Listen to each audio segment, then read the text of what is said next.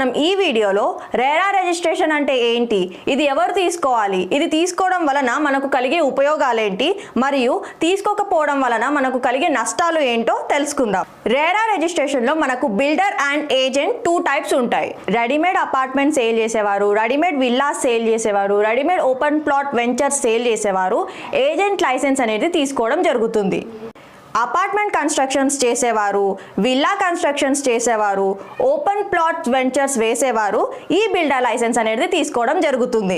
ఒకవేళ మనం కన్స్ట్రక్షన్ చేసే అపార్ట్మెంట్స్ కానీ బిల్డింగ్స్ కానీ ఓపెన్ ప్లాట్ వెంచర్స్ కానీ రేరా అప్రూవ్డ్ కాకపోతే డిపార్ట్మెంట్ నుంచి వెరిఫికేషన్కి వచ్చినప్పుడు మనకు పర్ ప్లాట్ 10,000 పెనాల్టీ అనేది వేయడం జరుగుతుంది. మనం ప్రొఫెషనల్గా బిజినెస్ చేయాలనుకుంటే మనకు రేరా రిజిస్ట్రేషన్ అనేది కంపల్సరీ తీసుకోవాలి.